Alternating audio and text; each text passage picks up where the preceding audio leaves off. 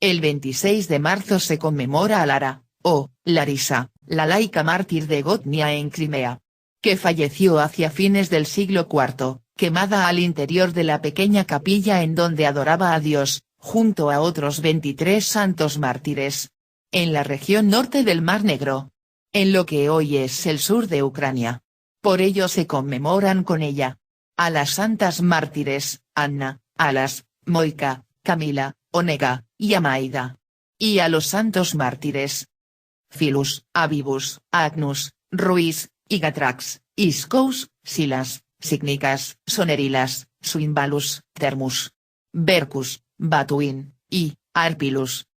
Esta persecución constituye el primer caso conocido de pobladores de las tribus bárbaras paganas conversos al cristianismo, martirizados hacia el 26 de marzo del año 375, a causa de su fe.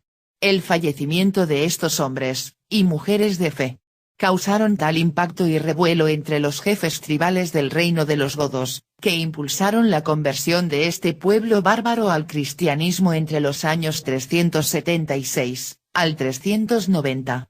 En los inicios de la caída del Imperio Romano de Occidente. Consecuentemente, Lara y los mártires de Crimea, constituyen el primer ejemplo de cristianización de un pueblo germánico pagano. 150 años antes, que el rey de los francos, de origen visigodo, Clovis I, fuese bautizado, por influencia de su esposa, la reina Clotilde I, la católica. Sin embargo, se debe clarificar, que el cristianismo que este grupo de mártires de la etnia goda recibió originalmente, fue misionado por sacerdotes orientales de tendencia arria. Misma creencia que profesaba el hereje emperador Valente, gobernante del Imperio Romano Oriental para esos momentos. El arrianismo era una filosofía religiosa ideada por un sacerdote oriental que aseveraba que Jesucristo no era el Hijo de Dios, sino tan solo un profeta del más alto nivel en la Biblia. Pero estos hombres y mujeres, aunque fuesen mal instruidos en la fe, lograron reeducarse, cuando se comenzó a difundir una Biblia transcrita desde el latín al idioma oficial de los pueblos godos, el gótico, que le permitió a las mujeres y hombres de más alto nivel, el analizar las Santas Escrituras.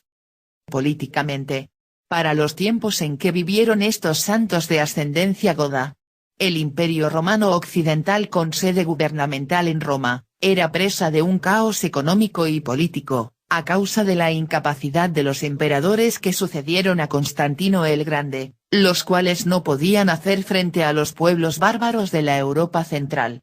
Esto causó una alianza militar entre los reinos de los godos, y el Imperio Romano. Pues este pueblo bárbaro germánico, hacía gala de una gran pericia militar, en especial en lo referido a la caballería. Lo que encausó que se fueran infiltrando al interior de las tropas romanas, que eran incapaces de enfrentar a los hunos, a los germánicos, y a los vándalos. Y es en estos momentos, hacia el año 360, cuando nace Lara, o Larisa, en Gotnia, como hija de un jefe tribal de un clan perteneciente al reino de los godos. Eran tiempos de prosperidad y de relativa calma. El emperador romano oriental, Valente, permitió en un principio la entrada de los godos al territorio romano. A cambio, este emperador envió a misioneros de su fe, a convertir a los godos, al arrianismo, creencia que él profesaba. El más importante de estos misioneros, fue Ulfila, el cual tradujo la Biblia Vulgata al idioma gótico de los godos. El arrianismo, había sido combatido por la Iglesia Católica Romana desde el mismo momento en que fue creado por el sacerdote oriental Arrio.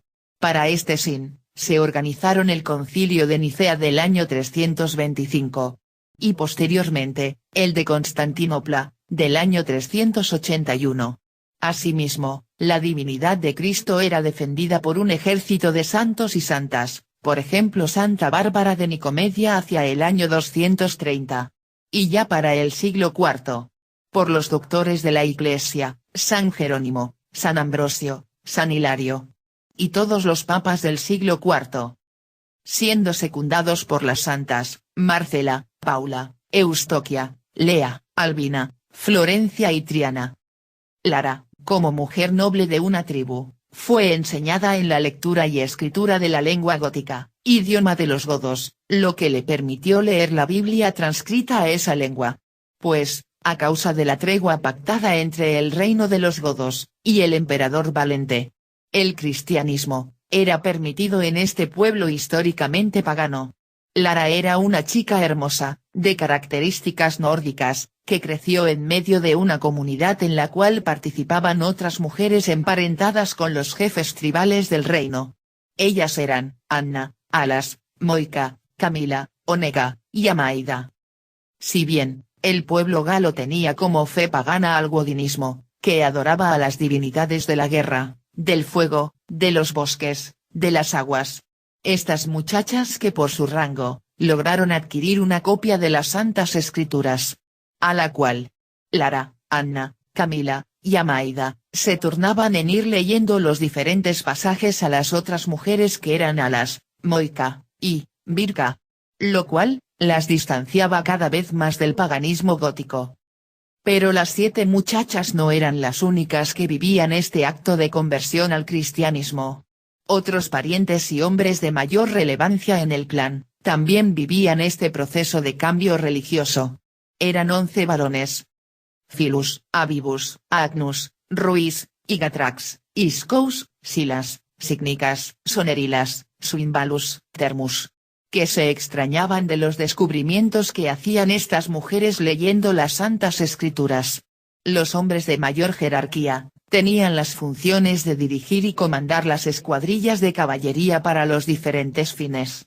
Ya fuese para la recolección de alimentos, o bien para la defensa armada de los poblados. Mientras que las mujeres más importantes del clan, como es el caso de estas 7 muchachas, organizaban a las recolectoras de agua, de alimentos, y las aseadoras, para lograr tener las chozas y campamentos en orden, proveyendo alimento para toda la comunidad, por medio de ollas comunes, diferenciadas según el rango social dentro de la tribu. Hacia el año 360, cuando había nacido Lara, se hizo común la infiltración de los cotizados guerreros godos en las filas del ejército romano. Esto, significó que los bárbaros que recién aprendían el cristianismo, clarificaron sus dudas de fe, con otras fuentes. Pues dentro de las tropas romanas, habían muchos cristianos occidentales, que provenían de Grecia, Italia, e Hispania, que habían sido instruidos por los misioneros de la Iglesia Católica, con sede en la ciudad de Roma. Estos hombres, al regresar a sus tierras, comenzaron a traer consigo el concepto del Jesucristo mesiánico, anunciado por las Santas Escrituras. Para el caso de estos nobles godos, en las tierras de Crimea, las mujeres, Lara, Anna, Camila, Amaida, Alas, Moika, y Birka, intercambiaban los conceptos que leían en las Santas Escrituras, con los varones del clan, en especial con Philus, Abibus, Agnus, y Ruiz, alguno de los cuales probablemente fueran esposos de alguna de ellas. A las chicas más jóvenes como Lara, Ana, Camila y Amaida, les parecía muy extraño lo predicho por el arrianismo. Pues si Jesús era tan solo un profeta, ¿para qué necesitaba a una madre tan iluminada como la Virgen Santísima, que con no más de 12 o 13 años de edad, fue capaz, por la intervención del Espíritu, de recitar el Magnificat? Por ello, esta comunidad, incentivada por las opiniones de las mujeres, fue encontrando varios sustentos bíblicos que echaban por tierra a la filosofía arriana. Es el ejemplo de los siguientes versículos. En 1 Corintios 15, 28.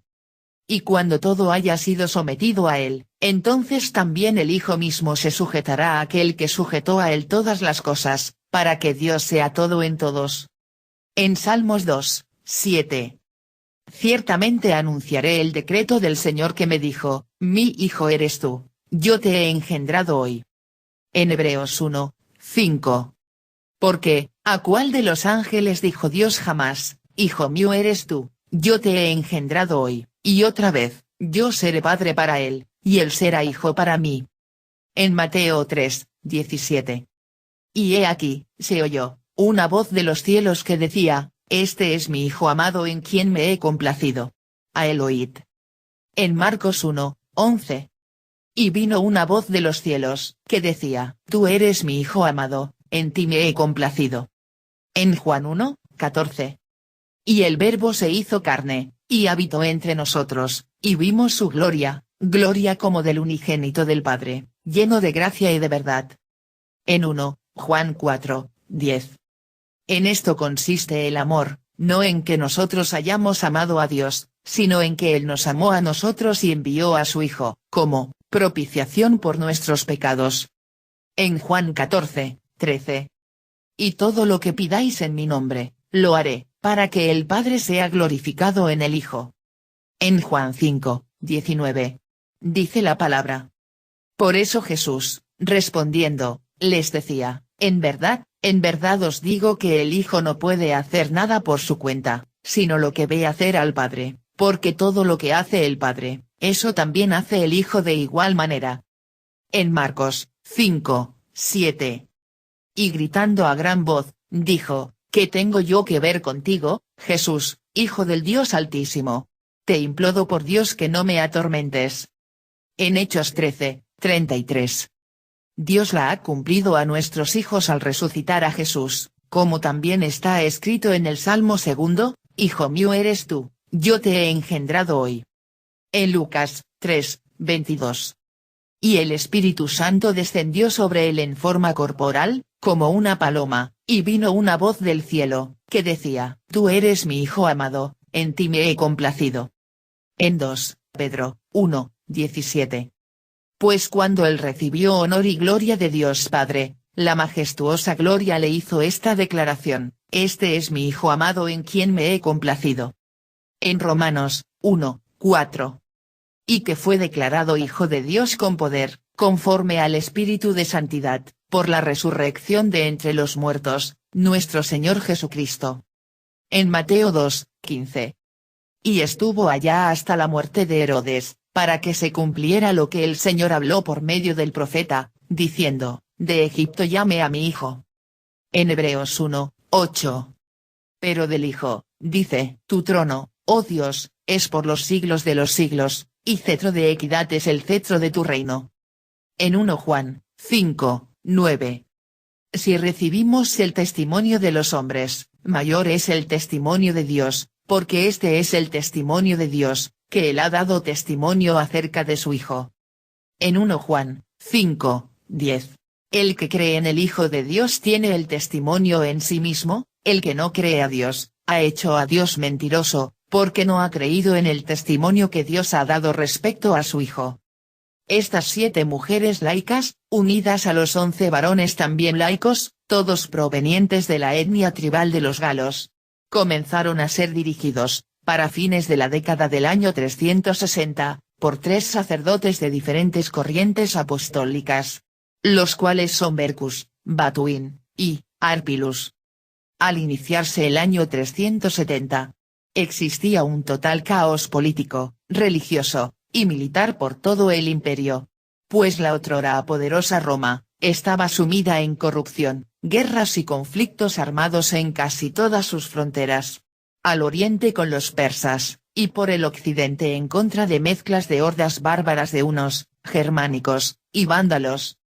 A pesar de este oscuro panorama, tan difícil de conllevar, las comunidades cristianas de recién conversos, vivían según la palabra del Señor, haciendo el bien, y sin mirar a quién. Mientras que realizaban retiros espirituales, en silencio, ofreciendo penitencia y oración. Sin embargo, el panorama se haría mucho más oscuro a contar del año 371. Cuando a causa de la invasión de los hunos, se termina la alianza entre godos y romanos. Pues este grupo de bárbaros asiáticos, arrasaban a sangre y fuego, todo lo que estaba al alcance. Los godos, comenzaron a ser expulsados de los territorios anexos al Mar Negro, ingresando dentro de las fronteras del Imperio Romano, sublevándose en contra de sus antiguos aliados. Al fallecer el rey Aoric, su hijo, Atanarico, asciende al poder como el jefe máximo de los líderes tribales. Y ya, rota la paz con el Imperio Romano Oriental, ordena prohibir el cristianismo en el pueblo godo, ordenándose el godinismo como la única religión permitida en el reino. La persecución de los cristianos bajo el mandato de Atalarico demuestra que para esos momentos, la fe en el Cristo, era una minoría dentro del pueblo. Pero como muchos pobladores de mayor rango y estirpe, se habían convertido al cristianismo, estos eran lo suficientemente influyentes, como para ser considerados una amenaza para la cultura gótica. El nuevo rey, era un sacerdote godinista, y sus motivos para aniquilar a los cristianos, era el quiebre total con la influencia romana, buscando proteger e incentivar la cultura y religión gótica de sus antecesores. Para ello nombró al jefe tribal Hungeric, como encargado de erradicar la fe cristiana de las tierras góticas.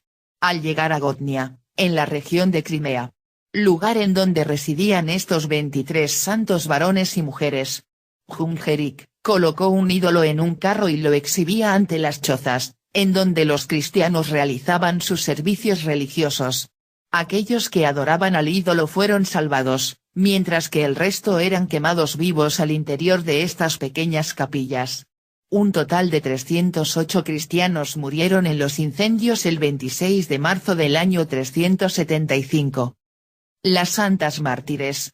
Lara, o Larisa, Anna, Camila, Amaida, Alas, Moica, y Virga. Y los santos mártires, Filus, Avibus, Agnus, Ruiz, Igatrax, Iscous, Silas, Signicas, Sonerilas, Swimbalus, Thermus, Bercus, Batuin, y Arpilus. A ellos, se suman los 4 hijos de Bercus y Batuin, 2 hijos y 2 hijas, más un hombre anónimo que vino a la tienda y confesó a Cristo, antes que Hungeric estuviese a punto de quemarlos, lo cual totaliza el número de 26 mártires conocidos. Recordando que hay otros 282 mártires desconocidos que perdieron la vida, solo durante esa nefasta jornada del año 375. Hacia el 29 de octubre de ese mismo año, Gatia, la esposa conversa del sicario del rey, Hungeric, junto a su hija, Dulcilla, reunieron los restos de estos 26 mártires, ayudadas por algunos sacerdotes y un laico llamado Trielas, que los ayudó a trasladarlos a Kizikús, ciudad siria del norte de Turquía. El motivo es que conocían el estilo de vida piadoso y caritativo, que habían llevado en vida estos santos mártires de Crimea. Años más tarde, cuando Gatia regresó a su tierra natal, confesó que ella era también una cristiana, siendo apedreada y falleciendo martirizada, junto con su hijo Agatón. Mientras que su hija, Santa Duclida, permaneció en Kizikús, al norte de Siria, falleciendo en santa paz. Mientras hacía conocidas las historias de todos estos santos mártires de Cristo. El cristianismo gótico, iniciado por estos santos mártires, pronto comenzaría a salpicar a otros pueblos bárbaros, como los gépidos,